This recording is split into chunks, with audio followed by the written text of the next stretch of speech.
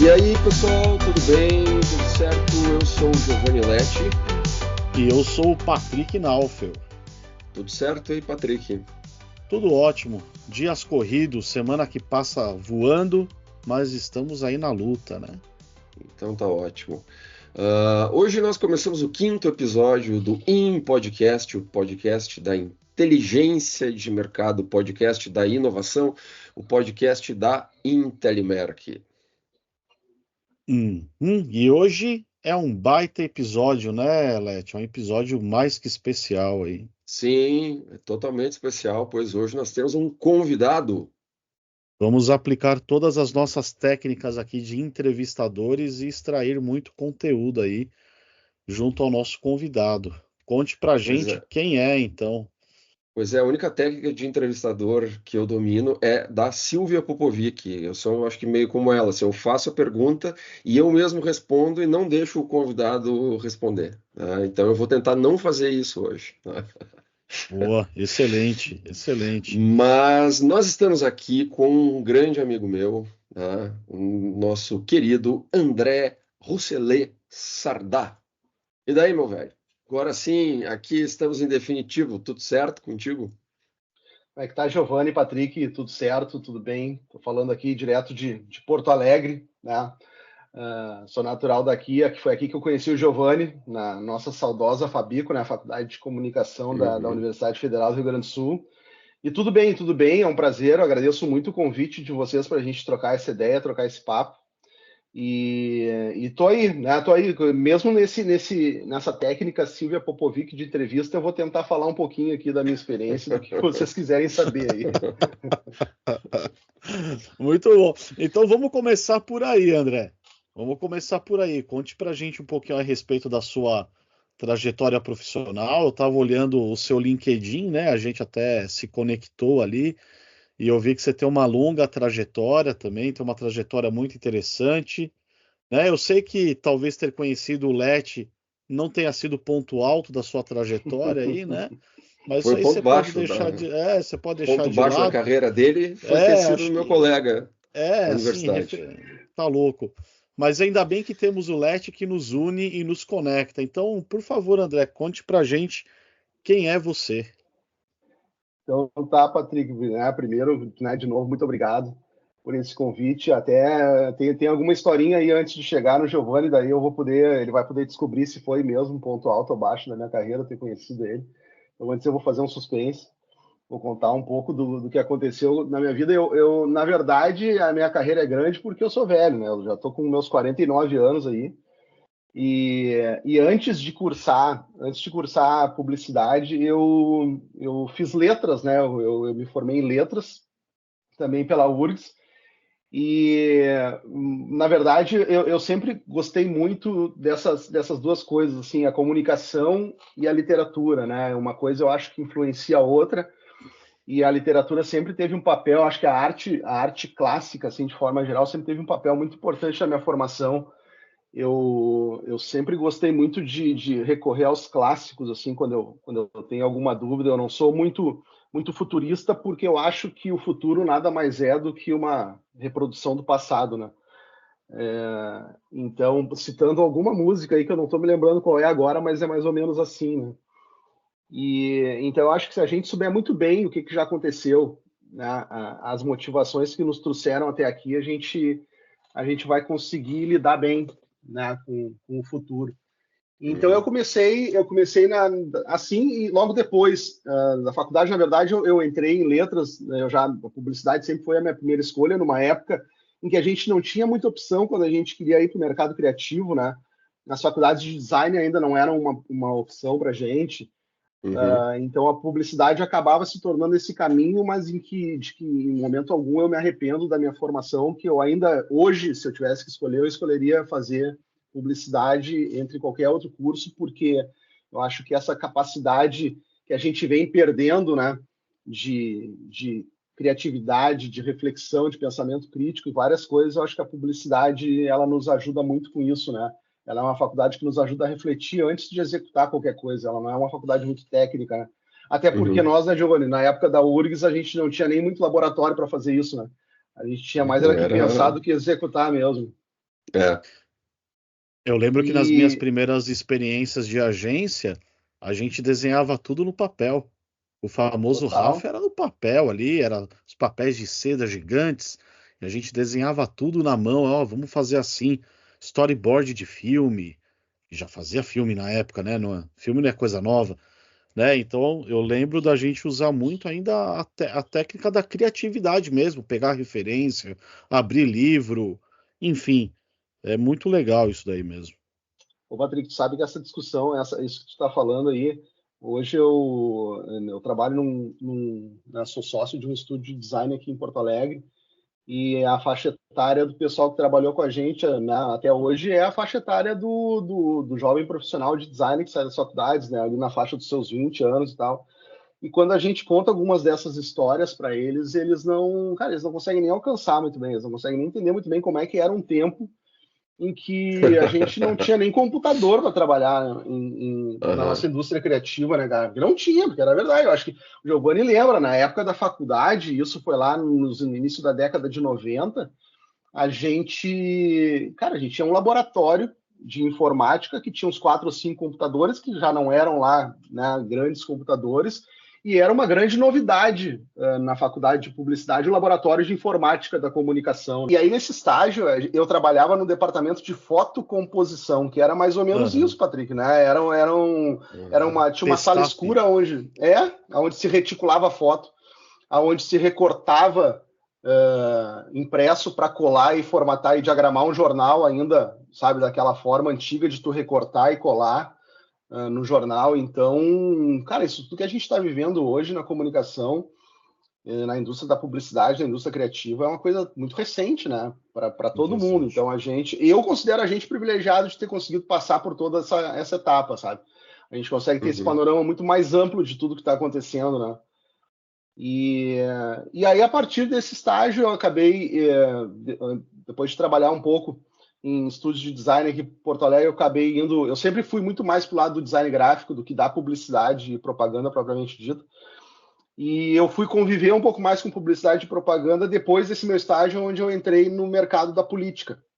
E aí eu fiquei quase 15 anos da minha vida trabalhando com política, trabalhando com estratégia, com campanha política, e quando me mudei para São Paulo, largando a política, vivi 2 anos em São Paulo, trabalhei por lá, voltei para o mercado da publicidade, e voltando para Porto Alegre, né, há 6 anos eu estou de volta para Porto Alegre, eu, né, entrei no mercado do design aqui de Porto Alegre e estou, né, aqui até agora, e foi mais ou menos esse o meu, né, um retrato rápido assim da minha vida. Passei por, eu acho que é legal, que eu me orgulho de ter ao longo desse tempo aí, que eu consegui migrar pelo mercado da propaganda, mercado do design, mercado político. Eu trabalhei em clubes de futebol também, eu trabalhei tanto no Grêmio quanto no Juventude, que é um clube aqui da Serra do Uhum. interior do Rio Grande do Sul. E então eu acho que tu consegue ver as coisas por vários ângulos diferentes, né? Já fui cliente, já fui fornecedor, então com o tempo é legal que tu vai tendo todas essas experiências e vai vendo tudo por múltiplos ângulos, né? Mas sempre muito focado em branding, sempre muito focado em marca, sempre muito focado em narrativa, em linguagem. Esse foi, né, como o nosso saudoso professor Milman nos ensinava lá na faculdade de comunicação, né, sempre com muita semiótica, sempre com muito significado, tentando entender as coisas por esse ângulo, que é o que faz a comunicação ser bacana, né? Olha Eu... o nível do nosso convidado, Patrick, tá? Olha só, tá? Ah, O primeiro convidado que foi eu que trouxe, tá? Que fique registrado em ata, fui eu que trouxe o André. Trabalhou no Grêmio Futebol Porto Alegrense. Olha só o nível do convidado, é outra categoria aqui, meu amigo, é outra categoria. muito bom, cara. Muito bom. Sensacional. É, Na época em que eu estava no Grêmio, foi a época da construção da arena do Grêmio, que, né, Uhum. hoje nos coloca num nível legal aqui. uhum, Foi uma época em que nós ficamos durante 15 anos em Porto Alegre ganhando o prêmio Top of Mind, que é um dos prêmios mais reconhecidos em termos de marketing aqui e branding aqui do sul do país. uhum. Então, né, só para comprovar como o Grêmio é sim a maior torcida do estado do Rio Grande do Sul. Aí o Top Porra. of Mind aí é organizado pela RBS, né?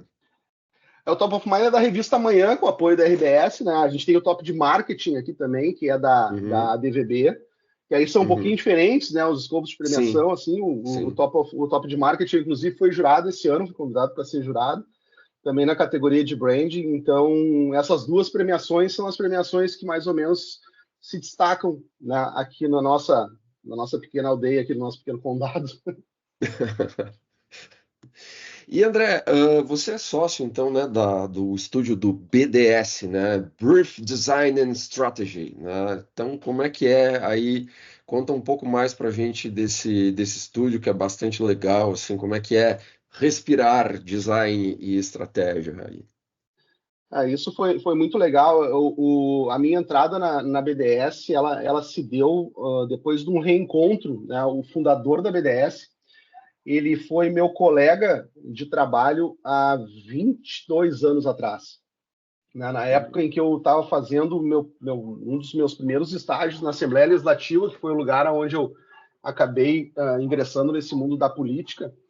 A gente fez um estágio juntos, né? Gustavo Bilo, o nome dele, e a gente nunca perdeu o contato. Na época, ele tinha 17 anos, eu fui a primeira pessoa com quem ele trabalhou, eu fui quase como um mentor dele no início da carreira dele. E ao longo dessa vida inteira a gente ficou em contato, né? Ele sempre muito voltado para o mundo do design e eu voltado para esse mundo da política. Mas a gente nunca deixou de trocar ideia, nunca deixou de conversar, a Uhum. gente nunca perdeu essa vinculação que a gente teve como colega de trabalho, né? Aí quando eu retornei para Porto Alegre em 2018, depois de uma separação, aí eu resolvi voltar para cá, porque o mercado paulista, a vida em São Paulo acaba sendo, né, muito complicada quando a gente toca sozinho, então eu resolvi voltar para cá, para dar um tempo aqui e quem sabe depois voltar para São Paulo, né? Dar aquela reequilibrada básica depois do divórcio, sabe? Não sei se vocês já passaram por isso, mas um divórcio te dá né, financeiramente te deixa meio baqueado. E aí tu, sabe, vou voltar para lá, ficar um tempo ali, né? Continuo trabalhando com o pessoal de São Paulo à distância e depois eu volto. Só que nesse período em que eu fiquei aqui em Porto Alegre, o Gustavo me chamou para conversar e era sempre um plano nosso voltar a trabalhar junto em algum momento. Aí ele me fez uma proposta da gente começar a trabalhar junto ali na BDS. A BDS estava, no início de 2019, ele mudando o formato, chamando um sócio para trabalhar junto, e estava crescendo, era um momento legal do estúdio ali. Aí eu aceitei a proposta, né, abri mão do meu trabalho em São Paulo, acabei me fixando de novo em Porto Alegre. E, cara, a gente está junto, né? Eu acho que nos momentos mais desafiadores dos últimos anos, não só do Rio Grande do Sul, como do planeta, né? Porque em 2019 a gente teve um ano completo ali, que foi um ano muito legal para a gente. 2020, 2021 veio a pandemia. Uhum. Aí a gente voltou em 22 e 23, né? Aquela recuperação pós-pandemia. E 24 foi um ano, está sendo um ano muito complicado para a gente aqui no Rio Grande do Sul, em função de enchente e Uhum. tudo mais. Então, cara, Sim. desses 5 anos que eu estou no estúdio, 3 anos são de desafio e a gente, né, aos trancos e barrancos, vai conseguindo se manter no mercado, né, de um jeito bacana. Nós estamos aí entre os maiores estúdios aqui da região sul, aqui, principalmente do Rio Grande do Sul, né? Não coloco nem Santa Catarina e Paraná mas em termos de faturamento, em termos de número de clientes, de Porto Alegre, sem dúvida, a gente está entre os top 3 maiores estúdios cara, com muita dificuldade, porque o momento do mercado criativo é muito complicado também, né? Tirando pandemia, tirando enchente, a gente tem aí um momento de um ponto de virada, né, nesse mercado da criatividade. Então é desafiador, todo dia é desafiador, todo dia é um novo leão que a gente tem que matar. Mas estamos aí. E há 2 anos atrás eu fui convidado para ser sócio do estúdio também, né? Então foi muito legal porque eu comecei ali, né, uma retomada no mercado do design, né, há 5 anos depois de sair de uma vida inteira quase na propaganda política e ter sido convidado para um estúdio que eu já tinha uma admiração muito grande antes, né, e começar a trabalhar com eles, me tornar sócio deles foi é um orgulho muito grande para mim. Então é isso, cara. A gente está nesse desafio, a gente está procurando sempre alguma maneira de se tornar relevante, de se destacar. de conseguir furar essa cortina de fumaça que é esse mercado que a gente tem hoje em dia quando se fala em criatividade, né? Aliás, esse daí é um belo ponto para a gente discutir daqui a pouco, né? Falar um pouquinho sobre talvez o presente e o futuro do design, né? Mas falando em design e falando um pouquinho mais a respeito do estúdio de vocês ali, do BDS, o Leti fala muito de vocês para mim, né? Ele já fala já há um bom tempo. E ele comentou algo interessante, que é o método que vocês têm para fazer branding, né? Eu já trabalhei em outras agências, elas também tinham os métodos dela de trabalhar as marcas. Mas você não quer falar um pouquinho para a gente como que funciona? É o The Day One Equation, é isso mesmo? Minha pronúncia é horrível, mas deve ser algo parecido com isso. Na verdade, Patrick, esse método que eu comecei a desenvolver, né, nesse ano ainda, a gente não incorporou ele ao estúdio. Isso é um estudo que eu faço quase como um estudioso da área de branding. E eu comecei a, de certa forma, estudar ao longo desse tempo todo trabalhando com isso. Então é quase como um estudo meu, assim, que eu estou tentando consolidar para achar uma melhor maneira de entender o branding como um todo. E quem sabe um dia levar isso para dentro do estúdio, mas no primeiro momento eu ainda estou criando essa metodologia, né, para a gente entender melhor, né, o que é o branding hoje em dia, né? Porque todo mundo fala muito de branding. Eu ainda sou do tempo da gestão de marca, né? Mas depois de um Sim. tempo a gente começou a falar de branding, né? E para quem é um pouco mais velho, né, como nós, eu vou colocar como nós aqui, porque eu acho que a gente está na mesma geração. A gente, cara, a gente fazia propaganda, a gente fazia gestão de marca numa época em que as coisas eram mais preto no branco, assim, né? Vamos dizer, eram mais, não tinha muitos meios tons ao longo disso. Não se falava tanto de propósito, não se falava tanto de várias coisas que hoje em dia é o que domina o vocabulário do branding, né? Uhum. Então, eu acho que chegando agora, perto dos 50 anos, e chegando agora num momento de carreira onde a gente começa a ver, né, e a gente começa a temer para onde a gente vai daqui para frente, eu disse, cara, eu vou começar a tentar entender esse negócio que eu faço, vou tentar começar a ver, cara, onde é que está de fato o sentido disso tudo, porque eu acho que muito em função de toda essa informação que a gente recebe, cara, eu recebo por dia uns 30 convites para participar de cursos de branding, curso de storytelling, curso de identidade visual feita por inteligência artificial, eu não sei o que. Eu disse, cara, é quanta coisa, mas não pode ser. Não é todo mundo que pode estar fazendo isso agora, sabe? E tem que ter alguma coisa mais profunda do que isso, né, dentro desse assunto para a gente conseguir tirar. A gente não pode só ficar replicando o que o Simon Sinek fala, o que né, sei lá, essa infinidade de autores que tem hoje em dia que falam sobre, né, o porquê das coisas e tudo mais. Parece uma coisa quase sagrada e espiritual, né? Quando a gente fala de brand. Então, eu disse, cara, eu vou parar e vou tentar ver a minha forma de olhar para isso. Né? Qual é a minha forma, antes de BDS, qual é a forma do André de olhar para isso? Eu acho que é um bom momento da gente rever isso tudo depois de tanto tempo trabalhando sobre isso, né? Cara, eu comecei a pensar, né, sobre essa questão de propósito e tudo mais, e eu já deixo aqui claro um ponto que eu acho que tem gente que fala que propósito é para todas as marcas, eu discordo completamente disso, eu acho que tem marcas que não precisam ter propósito para existirem, né? Até porque o grande propósito do que a gente vive para muitas marcas, cara, é resolver um problema de alguém e é ganhar dinheiro, né? Ponto. Isso não está errado, né? Uhum. De forma alguma. Então eu comecei a ver esse cara, até porque eu acho que essa questão do propósito, ela acaba sendo um ponto de frustração para muita gente, não só para Sim. marcas como para Aham. profissionais, né? Uhum. E eu gosto muito de um filme que a Pixar produziu um tempo atrás, que é o Soul, né? Soul de alma, né? Soul, que é baseado no jazz. e tudo mais, e ali eles falam uma coisa muito legal, porque se a gente pegar a temática daquele filme, eles questionam muito isso, que a gente não tem que buscar um propósito no final de uma estrada, a gente tem que aproveitar aquela estrada e talvez aquilo ali seja o nosso propósito de vida, né? Então aquele filme me tocou e a partir, né, não só dele, mas ele foi um dos elementos que me fez ao longo dos últimos anos começar a pensar nessa questão. Aí o que eu fiz, Patrick? É por isso que surgiu essa ideia do The Day One.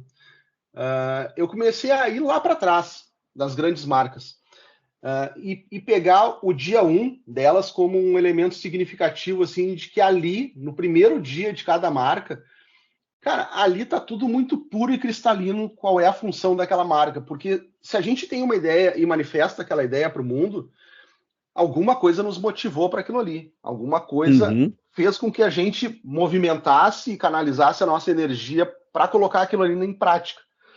Aí eu comecei, cara, deixa eu ver dessas grandes marcas, as grandes marcas mesmo, aquelas marcas que todo mundo conhece, né? Então eu já fiz alguns estudos de caso que eu já postei no meu perfil do Instagram ali, que eu analisei o McDonald's, eu analisei a Ben & Jerry's, eu analisei o KFC, e agora, por último, eu fiz a análise essa semana do Jack Daniels, cara, para ver quais são as intenções desses fundadores quando eles colocaram a marca na rua no seu primeiro dia.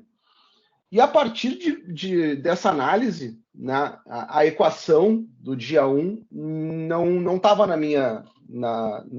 meu horizonte. Eu nunca tinha pensado em fazer isso. Mas eu comecei a ver que, pela análise de cada um deles, alguns elementos meio que se repetiam nesse surgimento dessas marcas.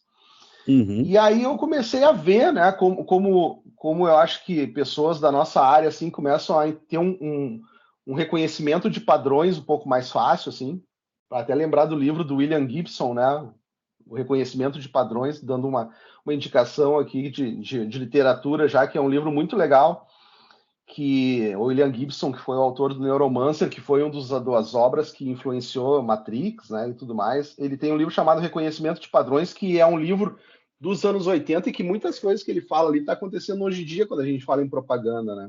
A questão principalmente da influência, né? E nesse reconhecimento de padrões, eu sempre achei uma habilidade muito forte de quem faz propaganda, eu comecei a ver que essas coisas se repetem, né? Essas coisas se repetem, algumas coisas se repetem com relação à marca. A questão do tempo que elas estão inseridas. Sempre existe uma questão temporal ali no surgimento dessas marcas que é muito forte para eles, para induzir alguém a uma ação. Sempre existem pessoas que têm alguma dor que precisa ser sanada nesse momento, que muitas vezes é uma dor provocada por esse contexto temporal. Existe uma intenção muito forte, né, de quem está fazendo isso, uma coisa que muitas vezes é uma intenção que acompanha o fundador dessa marca desde a infância dele. Acho que a história do KFC com o Coronel Harlan Sanders ali, eu acho que fala muito disso, né? Depois a gente pode contar um pouquinho dessa história, assim, que ilustra muito bem. Então eu vi que esses fatores, que são fatores pessoais dos seus fundadores, somado a esses fatores que são externos, né, de pessoas, do tempo, tu reconhece alguns elementos. E eu, como um grande fã de ciência, eu tenho aqui na frente do meu ambiente de trabalho aqui em casa um quadro do Einstein, né, que eu fiz uma arte em cima dele, e eu sempre que eu olho para ele acaba sendo uma referência para mim, porque o Einstein foi um dos caras que ele transformou, ele dizia que ele não era físico, né, ele transformava poesia em física, e transformava poesia em equação, porque tudo que ele imaginava em algum momento poderia ser dito ou de forma poética ou de forma, né, matemática. E eu disse, cara, que legal essa coisa, assim, de tu ter alguns elementos que se repetem. E eu comecei a pensar em todos os projetos de marca que eu já trabalhei até hoje. E esses elementos eu consigo colocar tranquilamente em todo projeto de marca que eu trabalhei até hoje. Sério, eu vou, em homenagem ao Einstein, eu vou transformar isso numa equação matemática. E aí eu esbocei uma equação matemática que mais ou menos representa graficamente a interação desses elementos, né, que é o The Day One Equation. E o The Day One eu já fiz uma brincadeira com D1, né, que é do done, que é aquele momento onde tu faz alguma coisa, onde a tua ideia está feita e está manifestada para o mundo, né? Então é mais ou menos isso, Patrick. Na verdade, não é uma metodologia da BDS, porque ela é muito recente ainda. Ela é muito recente, eu ainda ela ainda é um trabalho em progresso, Então é um estudo meu que eu estou colocando para o mundo agora, é o meu The Day One, está sendo agora, essas últimas semanas, esses últimos meses aí, cara, eu acho que existe sim uma maneira aí de a gente conseguir ver o branding de uma forma mais científica, de uma forma mais sociológica, de uma forma antropológica, quem sabe até psicológica, e sair um pouco daquela questão só do propósito pelo propósito, de alguns conteúdos meio rasos que a gente vê e tentar voltar lá para o clássico, voltar lá para a história para analisar tudo isso que a gente vê hoje como uma grande marca e a gente não sabe de onde veio, né? Sim, e é muito saudável isso, né? A gente ter os nossos próprios processos, os nossos próprios métodos, estudar a fundo, né? Ter base para construir as coisas. Acho que isso falta um pouco hoje em dia. Esse interesse pela base, pela fundação, né? Muito interessante. Essa questão de ter repertório mesmo para poder entender de onde vieram as coisas, né? Para entender o que que é um clássico, né? Para não ficar a cópia da cópia da cópia da cópia, né? Hoje tem gente que se auto-intitula. Até no programa passado, André, que a gente falou de design thinking, eu fui pesquisar alguns cursos sobre design thinking e aí você encontra tudo que é absurdo, assim, né, nessas plataformas de venda de curso, né, que até mesmo você falou, né, e aí de caras que, como é que se intitulam Personal Branding Coach, né, e aí o cara vira um coach raso mesmo, um coach de autoajuda e o cara bota branding aí no meio, assim. É uma coisa que Ah, realmente carece de base, de estudo, sim, e aí fica essa coisa superficial, né?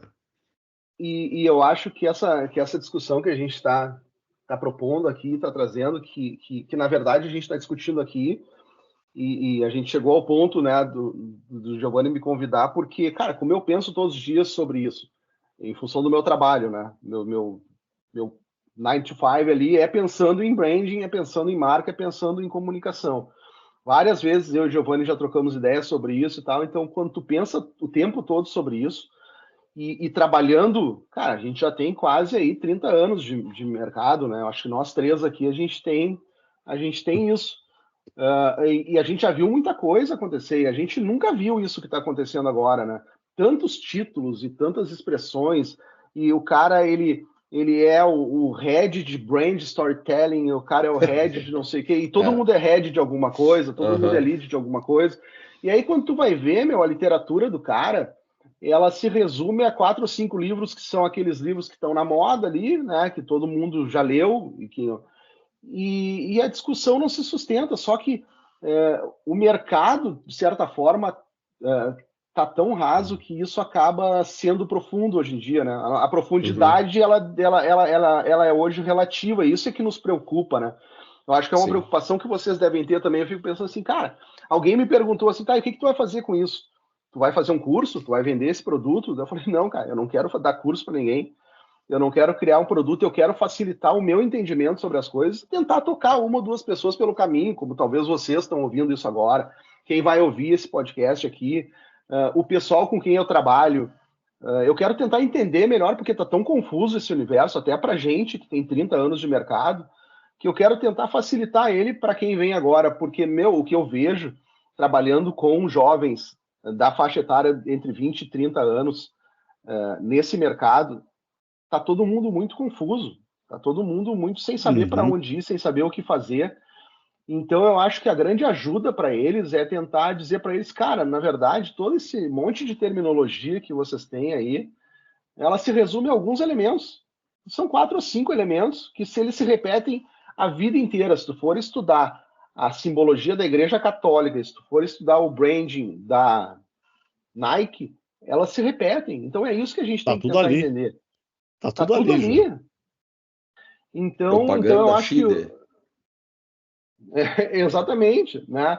E vai ser assim no futuro. O que vão mudar vão Vai. ser os meios, o que vão mudar vão ser as formas dessa mensagem chegar a alguém, mas aquilo que toca alguém hoje foi feito pela Igreja Católica, foi feita pelo nazismo, foi feita pela Nike, foi feito por todo mundo, porque os elementos eles não podem mudar, porque o ser humano é isso, né? São coisas que atingem pedaços do nosso cérebro que, cara, que são, né? Tá lá no fundo, desde do nosso instinto um pouco mais animal, assim, né? Então eu quis tentar achar esses elementos, longe de mim de tentar achar uma receita de sucesso, não é uma receita de sucesso, mas é um caminho, né? É um trilho para a gente tentar se locomover nesse universo tão complexo que é hoje, que eu acho que o grande segredo é a gente não complicar ainda mais, né? A gente Sim. descomplicar um pouquinho mais, né? E acho que isso é um exercício extremamente importante de talvez assim reorganizar esses conceitos, né, que você foi, né, juntando ao longo do tempo, e talvez atualizar esses conceitos, né, porque realmente é tanta, como você falou, é tanto adesivo, né, tanta coisa superficial e rasa que vai sendo colocado, né, realmente todo mundo é head de alguma coisa, né, e Eu acho estranho, o cara é head, mas ele não é líder de nada, porque ele só tem o título de head. ele é É, e head às vezes a dele equipe mesmo, dele é né? ele mesmo, né? É, do É eu ele Exato. mesmo. keep.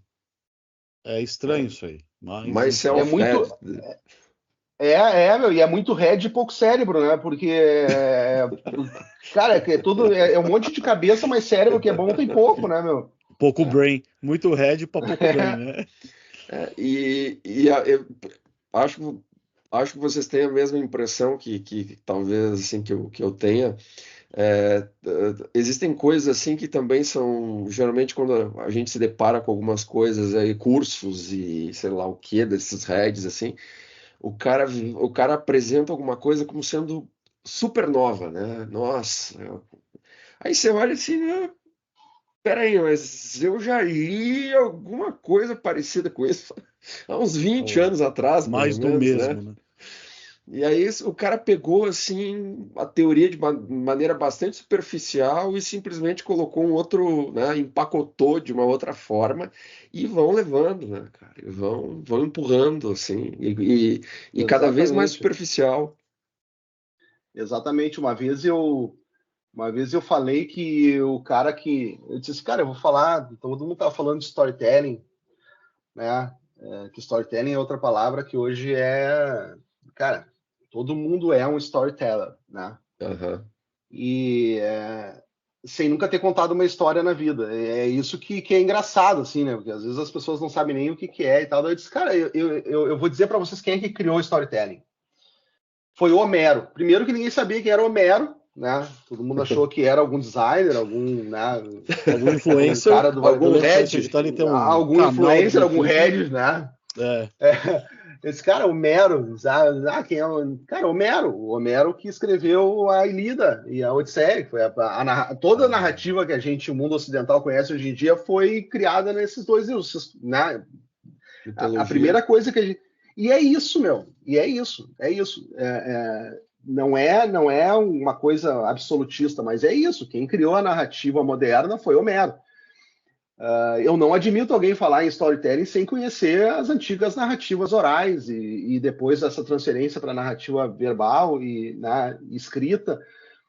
E aí tu vai, mas explica por quê. Eu falei, não, né, eu acho que a gente. Essa tal jornada do herói, que também tem milhares de cursos para ensinar a jornada do herói ali. A primeira vez que isso foi retratado na literatura foi com Ulisses na Ilíada. E, cara, aí já vem aquela coisa, né? Ninguém nunca vai ler para entender, para saber se é verdade ou não, né? Daí a galera vai para o chat GPT e procura ali quem era Homero e tal, e tenta ver um resumo da Ilíada para ver se alguém está falando a verdade. Mas ou no máximo eu vão tô pedir se querendo. você tem o PDF. Você tem o PDF? Né? Se eu tenho o PDF da história, se tem um resumo ali de alguma coisa, né?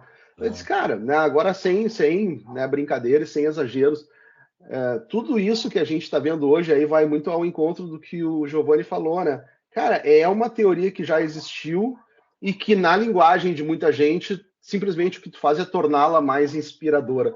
Mas na verdade, Homero é extremamente inspirador para mim, né? Então eu não preciso chamar ela de outras maneiras para, né, tornar uma teoria inspiradora só porque ela é antiga, né?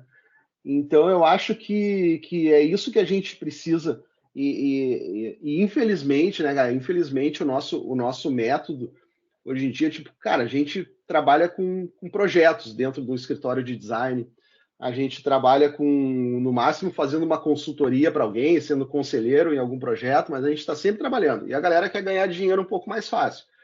Então, o que eu quero ser? Cara, eu vou desenvolver um produto digital, eu vou desenvolver um curso e vou falar alguma coisa aqui que eu vou deixar isso mais bonito, para ser diferente do outro, e coloco na mídia, ganho uma grana aí, depois saio do mercado e beleza, deixo para o próximo. A gente teve um exemplo muito claro disso agora na eleição para a Prefeitura de São Paulo, né, que o Pablo Marçal, ele se tornou conhecido como sendo esse grande head de alguma coisa, falando de um jeito muito eloquente sobre muita coisa, ganhando muito dinheiro, mas não ajudando muita gente, né? Ele conseguiu vender curso para ajudar ele mesmo, que é o que normalmente esses heads de alguma coisa, esses professores, esses coaches de alguma coisa fazem, né? Também não estou aqui querendo destilar ódio contra esse tipo de pessoa, muita gente né? boa. Tem muita gente séria. Boa. Muita gente séria. Eu acho que não é, né? Desculpa se está parecendo que eu posso estar generalizando alguma coisa, mas cara, é contra um pouco dessa criação em cima de coisas que já existem, né? Sempre que a gente fala alguma coisa hoje em dia, a gente está subindo nas costas de alguém que veio antes da gente. E dificilmente a gente está criando alguma coisa. Então é só respeitar um pouquinho toda essa história e trazer um pouquinho mais de profundidade, que eu acho que hoje em dia trazer profundidade é sinônimo de respeito, né? E hoje em dia a gente não respeita muito esses conteúdos que a gente vê, né? Verdade. Você falando disso me lembrou a gente estudando no primeiro semestre da universidade, que eu lembro que eu, de certa forma, me caiu a ficha. Eu levei até um pouco... A nossa professora, a Krista Berger, ela estava falando e ela disse que o novo não existe, que tudo, né, tudo tem referência, né, tudo foi criado com alguma... Né, e eu lembro que vários de nós, assim, a gente se olhou, assim, foi um pouco um choque, assim, como que o novo não existe, né? Teve até um colega que questionou um pouco mais, assim, que ele, sabe, para ele não né? Dela não existe porque tudo foi criado realmente com base em alguma coisa, né? Você está falando do Homero, né? O Homero, de certa forma, ele já é o Red, né? Porque ele pegou um negócio aí de uma tradição oral de uns 1000 anos que ele condensou aí no troço, né, cara? Então... E realmente, hoje, essa superficialidade, e acho que você foi muito feliz quando você falou assim que é uma questão de respeito. Eu também encaro assim, cara. Né? Quando eu vou dar aula, e eu gosto, eu faço de propósito, eu pego só autor velho, tá? Eu não gosto, se o cara for muito mais jovem do que eu não uso. Então, eu uso o cara que está com 90 anos. O cara que está com 90 anos, para mim, está na flor da idade para usar. E, pô, aí você vai dizendo, assim, de onde que as coisas vieram, né? Porque, e como você falou, é respeito você, né, citar esses caras, você saber de onde que as coisas vieram, por que que elas são assim, né? Fazer é muito bacana. E é respeito pelo conhecimento, né? Eu não quero nem falar. Cara, a gente tem aí quantos 1000 anos de história. O planeta Terra, eu acho que tem 6 milhões de anos, né? Uma coisa assim. Ou a vida na Terra, enfim, é algo em torno disso, né? E olha todo esse conhecimento que às vezes a gente deixa para trás. Eu gosto muito de citar uma coisa que eu escutei uma vez, que disse assim, cara, um ex-colega, um pouco mais jovem, assim, tu tem ideia, eu descobri isso hoje, cara. O vocalista do Foo Fighters foi baterista de uma banda aí que eu nunca tinha ouvido falar. Uma bandinha. O vocalista do Foo Fighters já tinha sido baterista de uma banda que fez sucesso aí, né, nas antigas e tal. E aí eu disse, sim, foi. Inclusive, talvez essa banda que ele tenha sido baterista tenha sido muito maior, talvez, do que Foo Fighters, mas eu não sei, né? Então, eu acho assim, cara, parece que... E, de novo, não é etarismo, não é nada disso, mas é respeito, sabe? Eu acho que o que está faltando hoje no mundo é respeito. Em todos os níveis, inclusive respeito pelo conhecimento, respeito por quem construiu algumas coisas que vieram antes, que são o que serve de base para os atuais futuristas, que tem muito futurista também no mundo, né, Talvez esse seja o grande problema, a galera pensa muito no futuro e não pensa no presente, né? E então é respeito, cara. Eu acho que é isso. Esse insight, assim, veio agora, conversando sobre isso, me veio essa palavra na cabeça. Cara, talvez não é nada É isso além aí. do que respeitar o conhecimento, né? E não querer inventar alguma coisa em cima disso que não tem base nenhuma, não tem fundamento nenhum, só para tu ganhar um dinheiro em cima do teu clique que tu vai ter ali, né? Porque, infelizmente, os algoritmos, eles regem o nosso mundo, né? Então, se tu não despertar aquela pessoa para ela clicar, para ela te dar audiência, para ela te dar engajamento, tu não ganha dinheiro e tu não vai ser relevante. Então, tu precisa ser, às vezes, raso, tu precisa, às vezes, não respeitar aquele conhecimento que é um pouco mais antigo e pode ser um pouco mais demorado de tu reter e de tu aprender, né? Em troca disso. Então, assim a gente vai, assim a gente vê os nossos meios de comunicação, as nossas redes de TV aberta, os nossos jornais, os nossos rádios, a gente vê tudo nessa manipulação do algoritmo, né? E, e é engraçado essas coisas assim também dos caras que já deram a. Que esses sim foram talvez verdadeiros futuristas, né? Mesmo sem querer, mas, por exemplo, o Nelson Rodrigues, o nosso grande Nelson Rodrigues, né, o dramaturgo brasileiro, ele deu uma entrevista, se eu não me engano, foi em 1980, que ele falou da revolução do cretino fundamental. Né? Claro, Nelson Rodrigues sempre foi exagerado, né, daquele jeito dele, mas de certa forma, né, ele falou que os cretinos, os idiotas, iriam dominar o mundo pela questão da superioridade numérica, né? E, de certa forma, né, o Nelson Rodrigues ele meio que anteveu a lógica do algoritmo até, né? Sim. Dessas mídias sociais, né?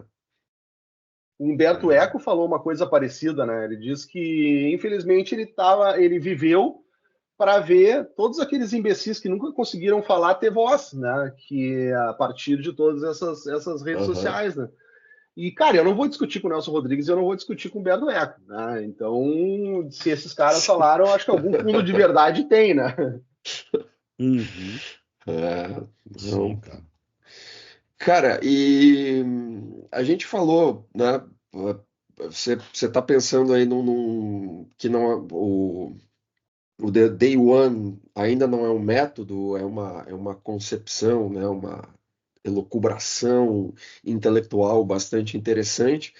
Mas eu imagino que dentro lá da BDS vocês trabalhem com alguns métodos específicos, vocês, né, não sei se vocês usam design thinking, se você falou que vocês trabalham também com projetos, se vocês têm método de gestão de projetos, vocês trabalham com Scrum, com alguma coisa assim, como é que funciona dentro da BDS, né, essa inserção de, como é que é o método de trabalho de vocês lá? Eu até falei mal, não falei mal, mas citei como de uma forma pejorativa o Simon Sinek aqui. Eu até não posso nem falar muito, porque uma das coisas que a gente usa bastante na BDS, como quase um guia para o nosso método de trabalho lá, é o Golden Circle do Simon Sinek, né? Uhum. Que é aquele velho método do porquê, como e o que, né? As pessoas não compram o que você vende, as pessoas compram o porquê você vende aquilo, né? E aí ele Uhum. cita muito o exemplo da Apple, né? Uma referência que muita gente cita como exemplo, né? Que a Apple ela não vende computadores, a Apple vende toda aquela rebeldia, aquele desafio ao status quo que era uma característica do Steve Jobs. Então a gente usa a tese do Golden Circle, do Simon Sinek, para guiar os nossos métodos de trabalho na BDS. E com relação ao Scrum, a sprints e tal, a gente, dependendo muito do tempo que a gente tem para entregar um projeto, porque basicamente o trabalho na BDS hoje são projetos de branding, né? A gente trabalha com um projeto que muitas vezes vai da estratégia de negócio, passando pela até a criação do nome desse negócio e de toda uma organização até chegar em posicionamento e as linguagens verbais e visuais dos projetos. Então, o nosso trabalho na BDS hoje é predominantemente isso e algum modelo que nós temos que é de acompanhamento de clientes que já passaram pela gente para a ativação de todo esse branding ao mercado, né? Então a gente faz um trabalho de acompanhamento de agências com esses clientes, de algumas reuniões estratégicas ao longo de um ano para a gente ver de que forma essa nova marca, esse novo posicionamento pode ser aplicado no mercado. Mas basicamente o método que nós usamos lá é esse. A gente vai usar muito o que o Simon Sinek escreveu no Comece pelo Porquê, né?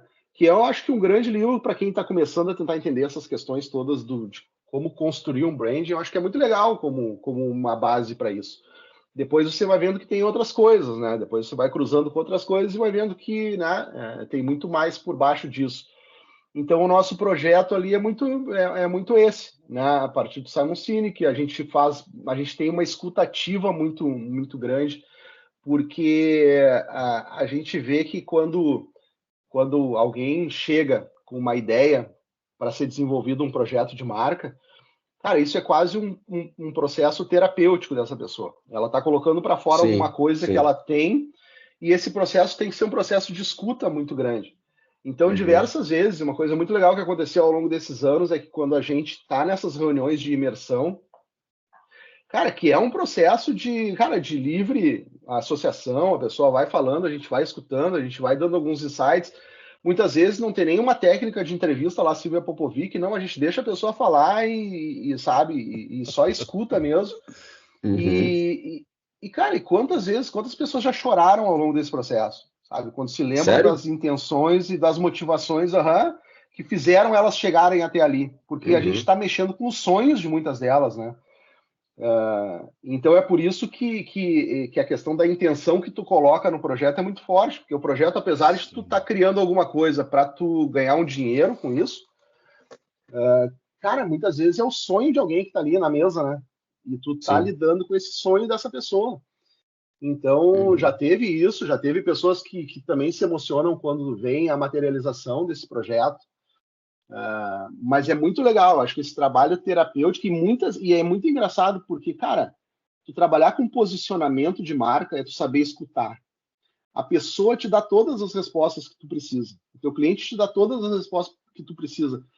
Nós, como profissionais, a gente tem que ter a capacidade, a sensibilidade e a criatividade de pegar aquilo que ele está dizendo e entregar para ele de uma forma diferente, porque entregando para ele, a gente vai estar entregando para o mercado, né?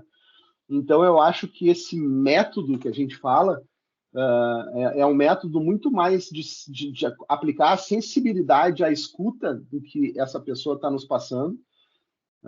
E aí, depois, com todas as técnicas, a gente tem de desenvolvimento disso, né?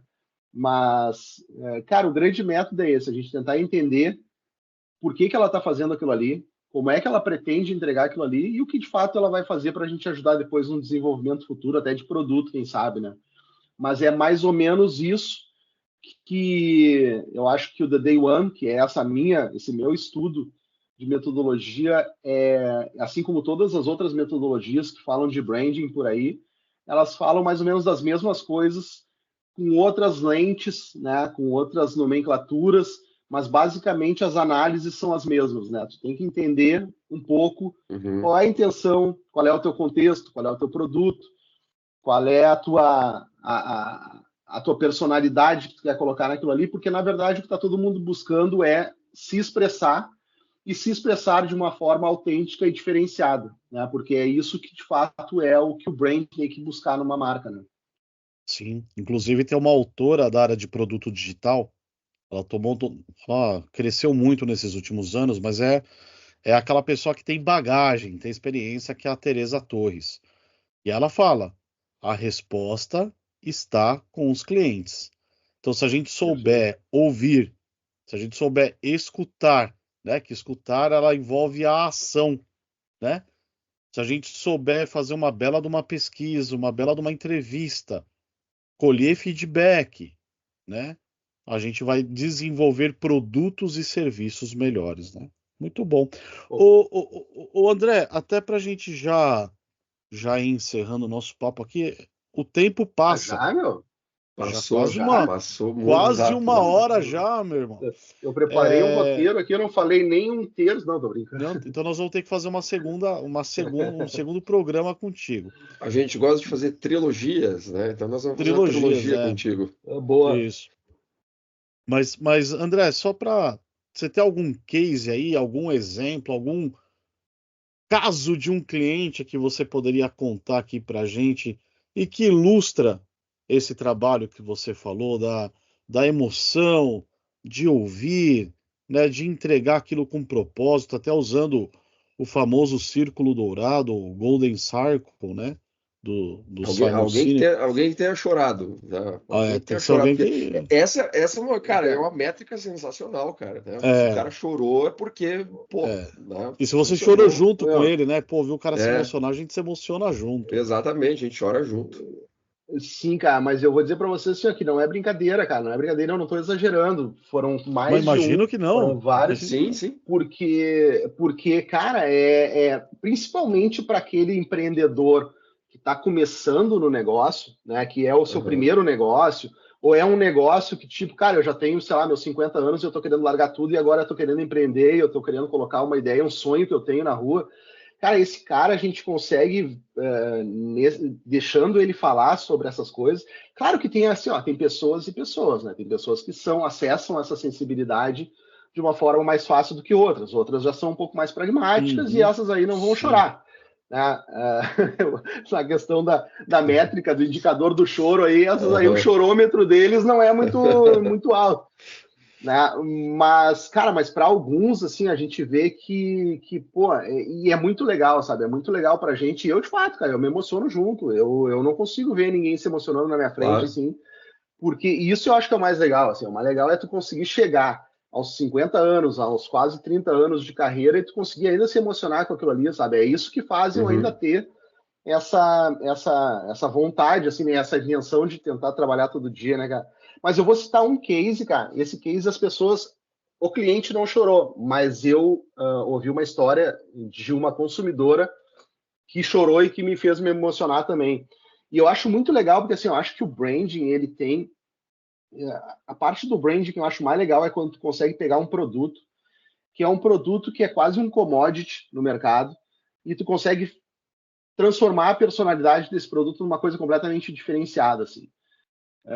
E o produto que eu estou falando é o chocolate. A gente durante 2 anos a gente teve a Lugano de Gramado como nossa a Lugano, né? Para quem não é aqui da região sul aqui, ela é uma indústria de chocolate de Gramado, que é a nossa Serra Gaúcha, que é um dos principais polos turísticos do Brasil, né? E ela é uma das maiores, ela tem, né, mais de 40 anos de existência. E ela, durante a pandemia, quando o Gramado, né, quando o mundo fechou, quando o mundo parou, ela, para continuar faturando e não quebrar, ela resolveu desenvolver um produto pro varejo, né, para chegar no supermercado e tudo mais, que ela não chegava até então. Então, o que ela pegou? Ela pegou o chocolate dela, né, que era um chocolate que tinha uma qualidade superior, mas era um chocolate que ia entrar em concorrência com todas as outras grandes marcas e todos os grandes players de chocolate do mundo, né? Então ela chegou para a gente e disse assim, cara, eu quero que vocês nos ajudem a criar um posicionamento para esse chocolate que transcenda um pouco a qualidade desse chocolate, né, porque isso a gente sabe que a gente tem, mas se a gente só bater nisso, a gente vai ser muito mais caro que os outros, enfim. Então chegou aquele desafio que, cara, a gente precisa criar uma personalidade diferente para um chocolate. Um trabalho que seria de uma semana, porque na época da pandemia tudo acontecia muito rápido, as coisas tinham que acontecer muito rápido, porque senão tu corria o risco de quebrar mesmo. Então o que a gente fez? Eles já tinham uma marca dentro da Lugano que se chamava Chocobene. E essa marca Chocobene, ela, num primeiro momento, ela mirava em chocolates saudáveis. E eles não queriam mudar esse nome, esse já era a marca de varejo que eles tinham, então eles disseram, cara, o nome a gente já tem, a gente não quer perder tempo com isso, acho que a gente pode investir nesse nome aqui só ir atrás de alguma outra coisa.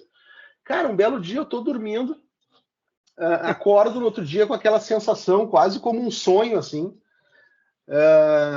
abro meu, né, pego meu celular, vou ver o Instagram ali e vejo um history de alguém que deixou um chocolate na mesa de alguém com um post-it em cima, assim, escrito "Me lembrei de ti". E aí eu disse, cara, e se a gente pegasse todas as embalagens desse chocolate, criássemos umas 30, 40 mensagens tipo essa, e o chocolate fosse essa ponte, essa ligação entre duas pessoas com uma mensagem. Eu não preciso deixar um chocolate Esse qualquer vetor. eu dou o chocolate para essa pessoa e a embalagem desse chocolate já é a mensagem. Eu até posso mandar depois para vocês esse case, para vocês, de repente, nas redes aí do podcast, vocês publicarem esse case, para as pessoas enxergarem, né, o que eu estou falando. E aí a gente deu essa ideia, o pessoal, não, show, isso aí principalmente no momento que a gente está vivendo agora, de isolamento social e tudo mais, eu acho que é muito legal, e a gente criou todo esse posicionamento do Chocobene, né? Espalhe o bem, era o nome a tagline do produto. E aí a gente criou várias embalagens, né, com vários tipos de mensagens diferentes, nenhuma mensagem de autoajuda, nem nada, mas aquela mensagem tipo, cara, eu tô com vergonha de falar alguma coisa para alguém, e o chocolate vai falar por mim. Entregou o chocolate, que bacana, cara. Muito legal. Cara, e aí, beleza, né?